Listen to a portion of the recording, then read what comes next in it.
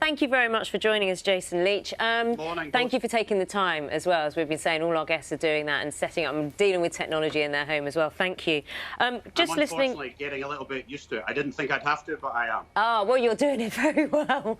So thank you very much. Just listening there to Andy Burnham, he was talking about the pressure and for the NHS and reaching a critical time. Before we go into lots of details we've had today about testing and new hospitals, before we go into that, just from your position, give us a snapshot of where you think we're at. Well, I don't think it's an exaggeration to say, as Mr. Burnham did, that this is the greatest health challenge of our time. It sounds hyperbolic and exaggerated, but it genuinely is. So I have been astonishingly impressed by both the public's response and, in particular, the caring response from the health service and the social care environment. So you can see across all 4 UK countries that deaths are rising, and that's just such a horrid thing to have to say. And none of us in these positions in the governments and in the health services want to see that. But everything we are doing is to try and reduce that number. So this weekend, it's sunny in Glasgow, would you believe, today? I can see the sun outside my window, and I have to admit, I kind of wanted it to rain today because I want people at all costs to stay at home as much as they can. I don't want people to be tempted to go outside or gather in groups or visit their family outside their house, because it is no exaggeration to say that this week, across the 4 countries, people have saved lives by following the rules. You know, I've watched the press conferences every day. I think they gain record viewing. I think it's almost like part of everyone's daily life now to come back for that 5 o'clock press conference. And when the medical officers have been asked about the peak, they have said this is not something they're going to be drawn into to kind of predict. But many people will be hearing the UK numbers at the moment, and there's been lots of talk, hasn't there, about which curve we are following, which country we are following, being compared to Italy, and whether the curve is going to flatten or get steeper. We've had the largest rise in the number of deaths reported in the last 24 hours. What can be said to people to reassure them, or, as you've alluded to, because you want it to rain in Glasgow, that they're not doing enough? So remember, we're doing 2 things. We're doing interventions, but we're also doing them at the best time for the population. So we know from around the world, and we have friends and colleagues, that people shouldn't doubt that we're talking to the Italians and we're talking to the South Koreans and we're talking to those in Wuhan city. So we have as much knowledge as we can get from those other countries. So remember, when you intervene in a population at this scale, unprecedented, it takes about 2 weeks, 2 to 3 weeks, for that intervention you've made to show itself in the numbers. So if we do social distance... So the date would be... So when are we saying that we started? Last Monday? Wednesday? Well, we did some things before that, if you remember. So we stopped some gatherings the week before. We stopped other things.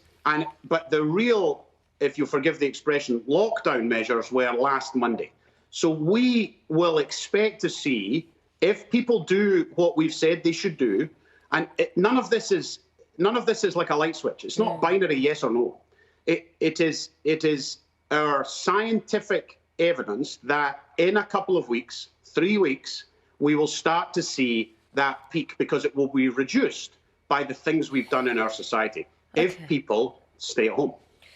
Then what happens, Jason Leitch? Because we hit the peak, we know there's going to be a peak, or we expect there to be a peak.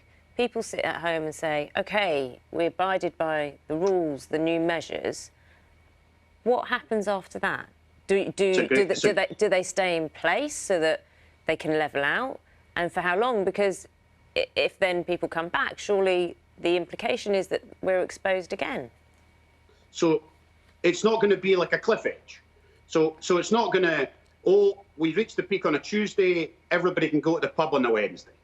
So that's not how it's going to be. If you imagine the curve on the way in, we're also going to have a curve on the way out. And again, we're learning from other countries, because you can see in Hong Kong, for example, where they've released quite a lot of the measures, they've now got new cases. So the numbers are beginning to rise. So we're going to have to be very, very careful to follow the science on the way out as we have on the way in. And a lot of this is new for the world. A third of the world is in its house. I can't believe I'm saying that. 6 weeks ago, I wouldn't have believed that to be true. So we have to follow the science on the way out as we followed it on the way in. So you could imagine that there might be some variation in how we do that once we get the numbers and see how the virus is behaving. But two things will change the game very quickly. One thing is the antibody test to tell us if people have had it and recovered. Nowhere in the world has that test yet, so that is being developed all over the world. And the second game changer will be a vaccine. And we're hoping by the end of the year, beginning of next year, we'll have a vaccine for the world. But that's not as simple as it sounds, of course, because that's 6 billion people. If you have had the symptoms, just that when it comes to the medical science, so to speak, if you've had the symptoms, you've had coronavirus. It's that simple, is it? It's not quite as simple as that, although the seasonal flu is now pretty much gone. We have tests all over the country, all over all 4 UK countries to measure seasonal flu. So we know that seasonal flu is pretty much over. So there's hardly anybody getting seasonal flu. So if you get the symptoms we're describing, the cough and the fever, it's very likely now in Britain that you have coronavirus, which is why we're doing the 7 days stay at home, because even if we found out you had coronavirus, it wouldn't help us treat you because most people recover, most people have mild illness. So the test we want is subsequently, have you had it and so if I took blood from you just now, I could tell if you'd had chickenpox, even if you were 3 years old. That's the test we need for coronavirus. Jason, seeing the Prime Minister and Matt Hancock, Prince Charles, having COVID-19, do you think there is an attitude, isn't there? There's almost like this fear, you don't want to get it, you've got to socially distance, don't get it, don't get it. But if you've had it, then to some extent there's an immunity and you survive it, and although many people aren't, many people are, it's done and you've got some immunity. What would you say to that attitude? Yeah, so I did a phone-in, well, a video phone-in on Scottish television earlier in the week, and there was a lovely 71-year-old lady who said she was going to, if she got it, her and her husband were going to go through it together. They were just going to both get it and live through it. The difficulty with that is it's very likely that two 71-year-olds will do well, be a bit poorly for a few days, and then live out the other end happily immune. The difficulty with that advice is I can't tell which 71-year-old will be really sick. I can't even tell which 35-year-old will be really sick. It's much less likely in the 35-year-old, but it still can cause serious illness in the young. So therefore, the population advice has to be the same. So we do not want people to get this virus. We want people, over time, we want to manage the virus so that the health service can manage those who are sick. Because the last thing we want is the health services to struggle both with coronavirus cases, but remember also with everything else. People are still having heart attacks and strokes in our countries. So we need them to be looked after by the health service as well. Very quick word, Jason. We spoke to the head of Boots, the chemist, today. They're rolling out these almost drive-in testing facilities. It's been going on for 2-3 days. 600 to 800 people, NHS staff at the moment, can be tested. Is that going to be happening in Scotland, and how easy is that to implement? Just quickly. It is. It's going to happen in all 4 countries. There's been quite a lot of interesting tests this week. And people have to remember that testing is not as simple as Twitter would suggest. You need kit, you need places to do it, and you need the people to do it, the laboratories to do it. So it's a very complex journey. And we are, as 4 countries, trying to do that together. And that will really help us. We've got about 7% of our workforce in Scotland who are self-isolating in health and social care. So we really need them back, whether they're in intensive care.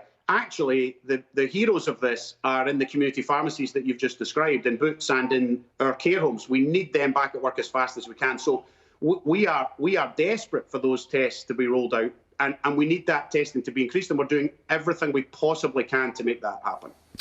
Jason, you are one of the clear voices that we managed to get on this programme. You speak with clarity and obviously we can understand what you're saying. You do lay it out really well. I really appreciate you coming on the programme and talking to us, and we will again, we'll see you again. No, I absolutely mean it. And that's Jason Leitch, the National Clinical Director for the Scottish Government. Definitely part of what we're trying to